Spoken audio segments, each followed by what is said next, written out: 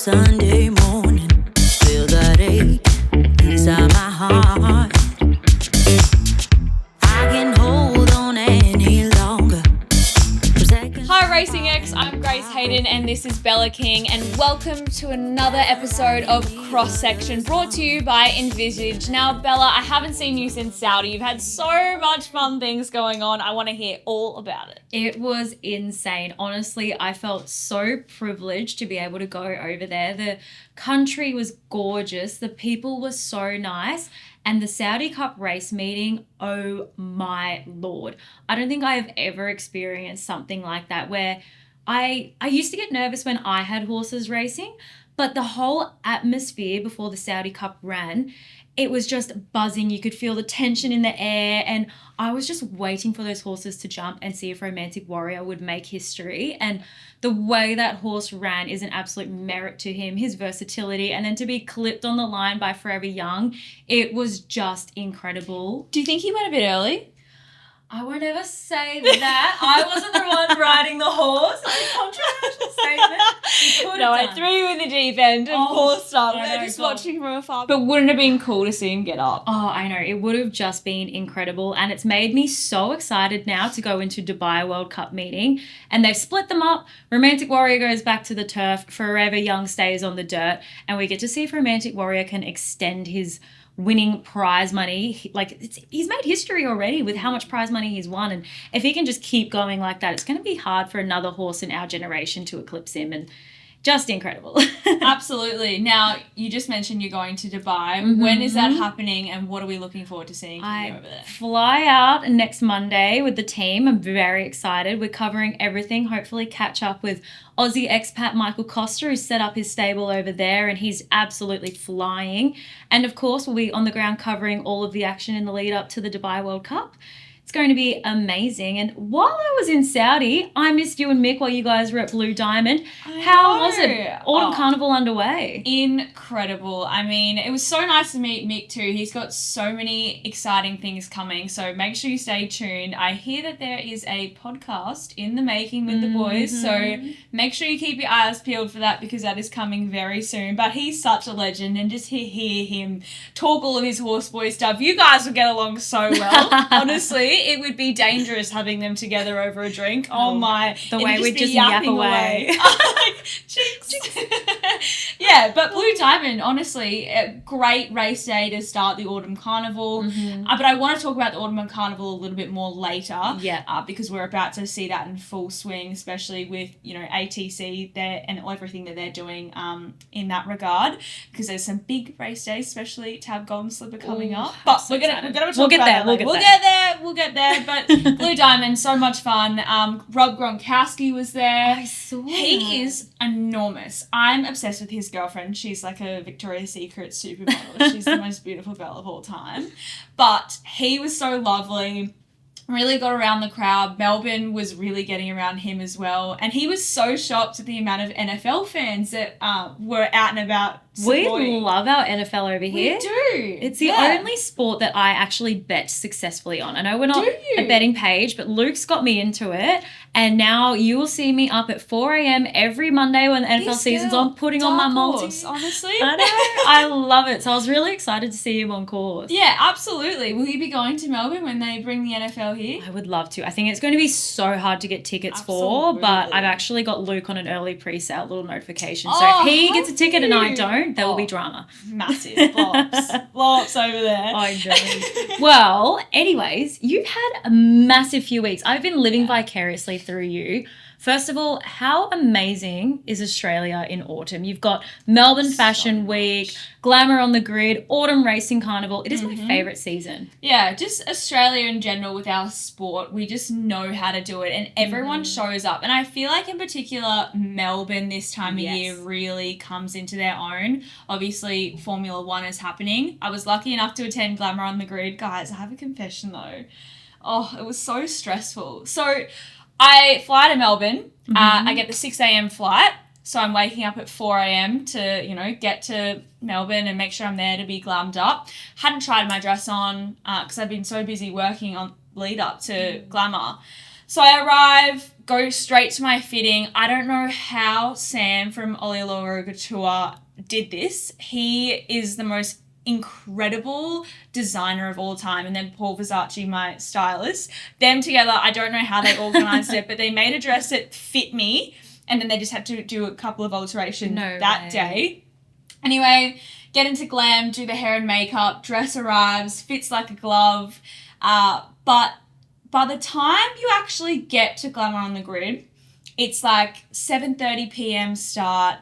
Everyone's all dolled up. So you arrive, the Uber drops you off, but then you get a bus to the media wall and where the event actually starts. And I had to work the next day at 7 a.m. So I had to fly out that night.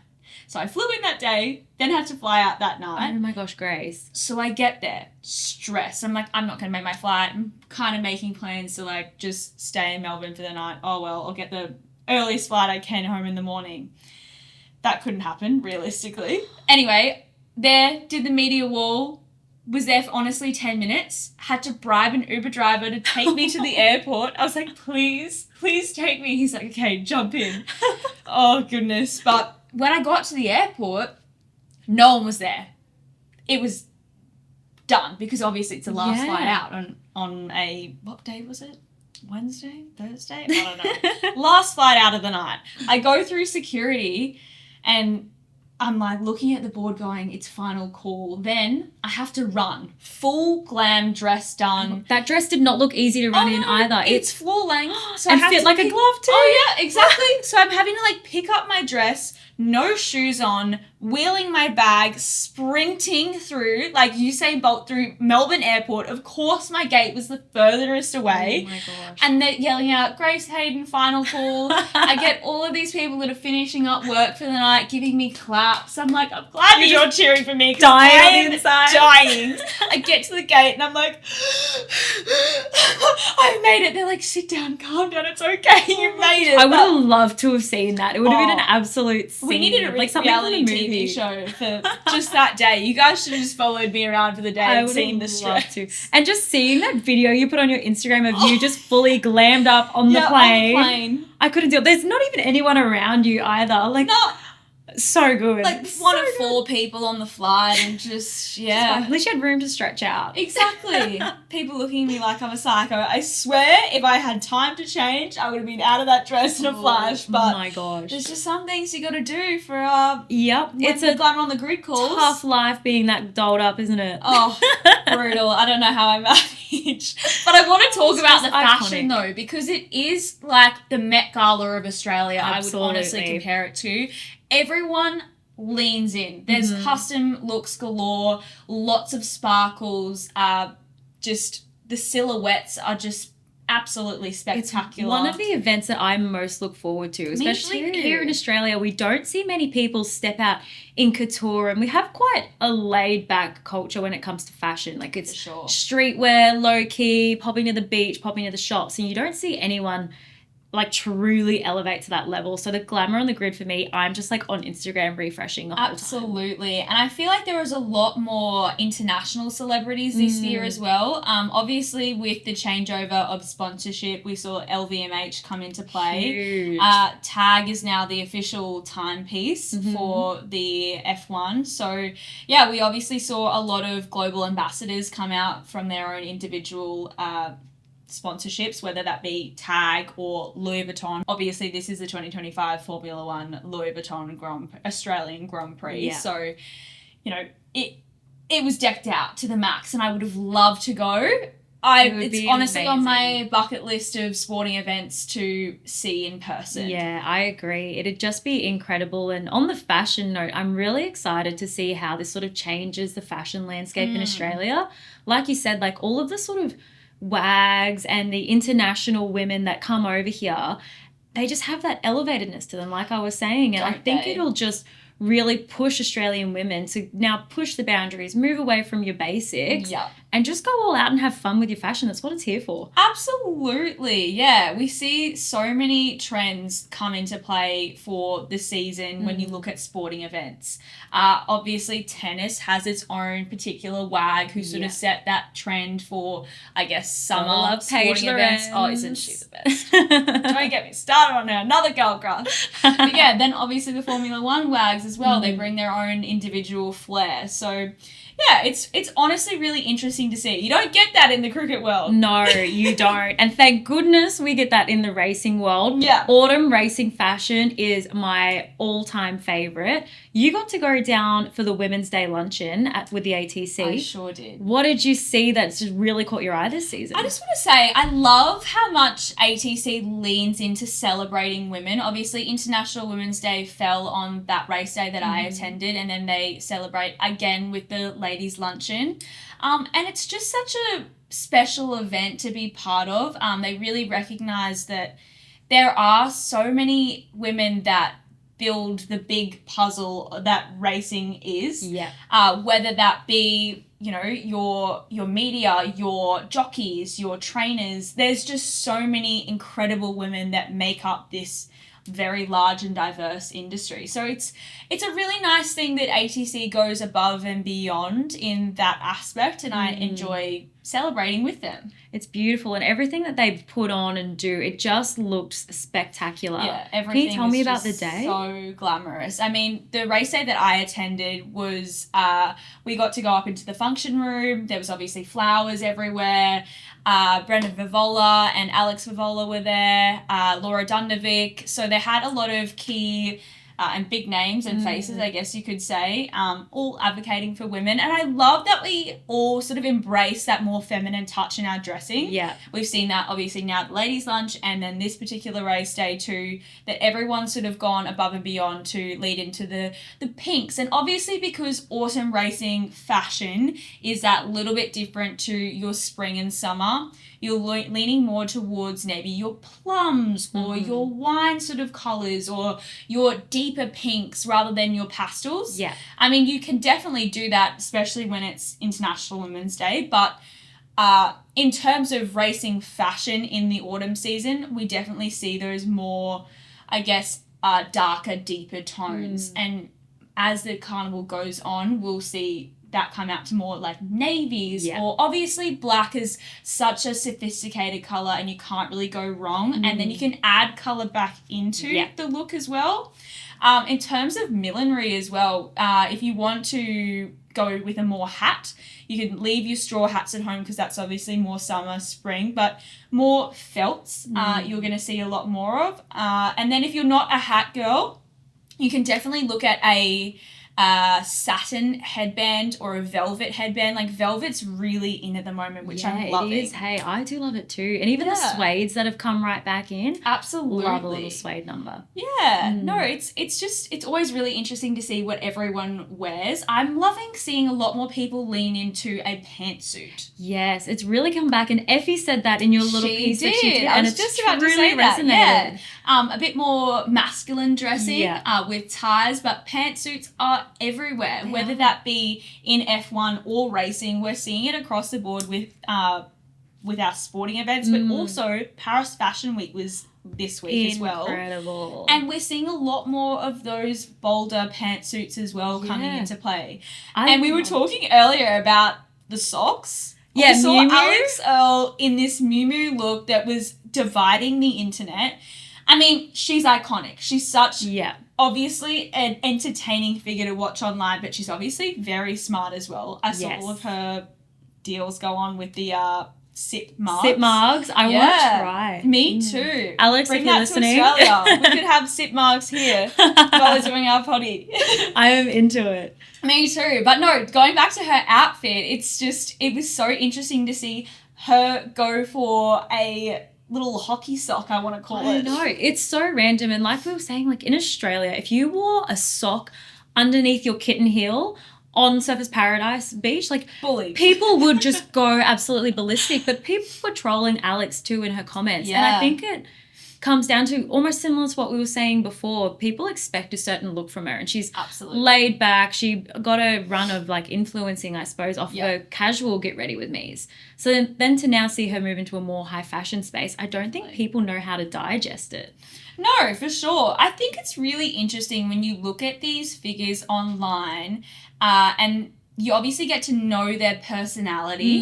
And then when they dress, obviously in a way that isn't entirely them, people are very resistant to that. Yeah. And I can kind of understand where they're coming from when they want to try something a bit different, a bit out of the box, but like recognizing what is too far, I guess. Yes. Because it's so exciting when you get to wear like incredible pieces. Especially if you gave me a Miu Miu outfit head to toe, I would wear it no matter if it had socks under my heels or not. If I was wearing socks on my dress, then I would be wearing Miu Miu as well. So I can just understand like where these people come from. But yeah, I guess it's interesting to see. We might all be wearing Miu Miu hockey socks soon. I don't think you'll see me wearing them to the races on Saturday, but we will see. I want to get into the racing now, though. You are going to give us the rundown on everything that's happening, because obviously Golden Slipper is well and truly on the way. Can you give us some insight? It is going to be one of the biggest weekends in racing. It's not often that we see 5 Group 1s on the same card. Yeah. And so that is just going to be huge in itself. And each Group 1 is action-packed with like top quality horses, and a lot of them making their returns. They're deeper in their preparations. So I'm really looking forward to it. In particular, we've obviously got the George Rider. This is a really interesting race, actually. We've got Buckaroo coming back, our little spring champion. Isn't that a great name? I know. I just love Bucky. He ran so well over the spring, impressed everyone, blew his socks off. But another one that blew everyone's socks off last weekend was Tom Kitten with his electrifying All-Star Mile win.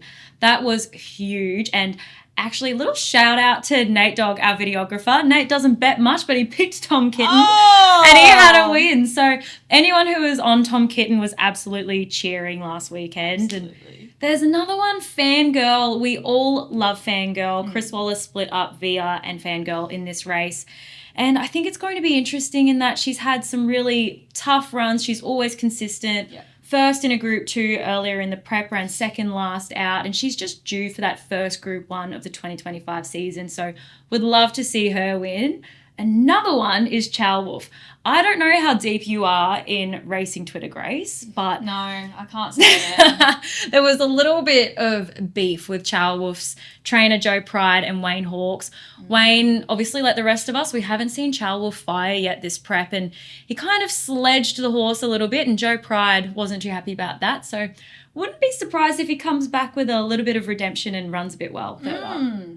I mean, you'd like to see it, especially when, you know, people go up against each other. I know. And there's obviously a lot of pressure and expectation that go into these multi-billion-dollar horses. And a lot of people hate that there is that banter on Twitter, but I personally love it. Like, it creates a storyline. Sure. We're all talking about it, and we're going to be watching Chow Wolf on Saturday being like, please get up. Or if he doesn't get up, I'm going to be going straight onto Twitter to see what Wayne Hawkes says. What the reaction was. It's going to be iconic. Yeah. I can't look. Regardless, result will be entertaining. Exactly. And the entertainment rolls on. We've got the Rand vet. I don't know if you know this about me, Grace, but I have a little secret love affair with UK racing. I did know this about you, Bella. I love it. I have had a whole sleepless week watching Cheltenham, seeing if the Irish or the British win. Irish dominated. But one of my favourite UK trainers, William Haggis, he's brought over a whole team of horses for the Autumn Carnival. Right. How many are we talking? He's brought over 4, and I was most looking forward to yapping to you about Dubai Honour, but he hasn't accepted with him in this race. I think he might hold him back, maybe go to Tancred next weekend before going to the Queen Elizabeth, which he won a couple of years back. But he does have Alma Beer running in this race, which I thought was an interesting choice. If I had have picked, I would have thought they'd go the other way. This horse likes a bit of a softer surface, and with the sun out, it's going to be a good surface. First trip to Australia, I assume it will be well prepped. Like, William always places his horses so well, and they always perform elite level when they hit Australian soil. But he's competing up against some of the best horses.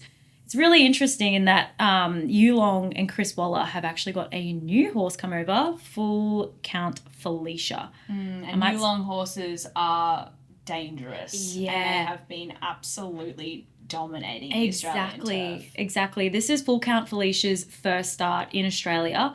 Ran 7th in the Breeders' Cup back in America. Before that, won a Group 1 at Woodbine. So it's going to be really competitive. But taking on the likes of another Yulong Chris Waller horse, Via Sistina, she is the horse to beat. Isn't she just such a thick girl? Like, she is got a booty on her like you wouldn't believe. I know, right? But that is exactly what we want in our racehorses. Absolutely. Yeah. But she just powers away. Exactly. The way that she won, like she was so tough in the Very Elegant last start and just fought it out for the finish with Fangirl. So I was glad to see them split up because you'd love to see them both win. But for sure. It's going to be such an interesting race. Well, I'm looking forward to Tab Golden Slipper. I'm a main race betting kind of girl. Not to just hype up the betting, but that's if I'm going to have a bet on a race day, it's always going to be on the main race. But for me, I really like Tempted. That was the one you had the winning bet on. Champion. Yeah, she ran so well in the Riesling. The way that she fired and just hit the line so strong. The way you were screaming was almost better than her winning. I was very excited. I'm so competitive, so anytime I get a win, everyone on the track will know about it. It's going to be interesting to see how she runs. She's drawn barrier 1, so she's going to have a very different run to what we saw in the Riesling last start. And the fillies, hopefully she can get it done for the girls, but statistically against the boys. Yeah, it's not looking too good on the stats for her. But you know what? Girl power. Exactly. She's a tough horse, Godolphin owned and trained.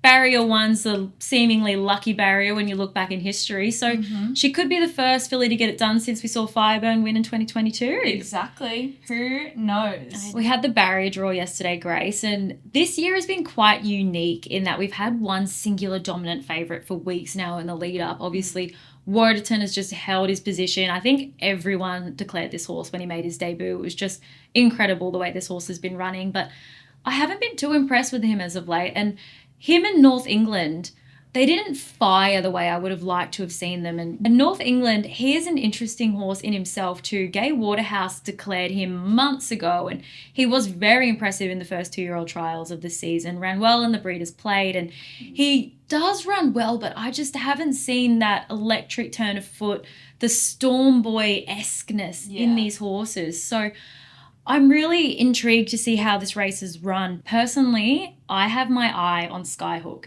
He got a bit unlucky 2 starts back, but I was really impressed with how he found the line alongside Rivellino and Quietly Arrogant, who are also in the Golden Slipper. 2 huge chances. But the way he sort of took luck out of the equation, led all the way and just dominated last start. I don't think you can overlook this horse, and he is at pretty good odds at the moment. So that's the one who I've got my eye on, as well as Quietly Arrogant. I think that this horse has just been flying under the radar. And for Snowden and Tommy Berry to both say that they've got a real strong chance and that we shouldn't neglect this horse, I think we need to listen. Yeah. Okay. Well, the name has got me. Quietly Arrogant. It's a winning name, isn't it? You can really hear it. Yeah. It's got a Quietly Arrogant, Quietly Arrogant. Won the slipper. Exactly. It would just be iconic. And Tommy Berry, he has won over a handful of slippers in his time, and you just love to see him continue his dominance over this race. He's top jockey, riddled with injury at the start of the season, so it would be just a fairy tale for him to get another golden slipper. It'd be really nice to see him get up. You're going to be trackside though. So am. am I. We're both going to be there, so we'll be experiencing every moment, and so will you guys at home. We'll be bringing you along for all of the race day action. All of the behind the scenes. I'm going to be talking to the strappers, talking to the trainers, bringing you all of the live updates, and there is just going to be so much content. So please make sure that you all like, subscribe, follow, and please just stay tuned because it's going to be an epic weekend. It really is. What are you wearing? Well, I'm actually channeling a little 1960s Jackie Kennedy look. Ooh, very I like this from you. Yes, very feminine style. Got a little felt pillbox hat, silk dress. I'm really looking forward to wearing it. What are you wearing? Season. Exactly. I'm going to have to keep my cards close to my chest. Oh. I'm sorry. You'll be able to see my look very soon though, but I'll give you a little hint. I've got some touches of pink. Oh, very feminine, Grace. Very feminine. Yep. And of course gold, because it's the golden slipper. Have you got your gold? I do. All in my jewellery will be my spot of gold. gold. Tick of the approval from me. Exactly. Well, there's so much more to come. Thank you for joining us on another episode of Cross Section. We've loved having you. Again, make sure you like, subscribe, comment, all of the rest, because we want to keep you updated with all of the amazing action that we've got coming into play for you. So we'll catch you next time, and thanks for joining.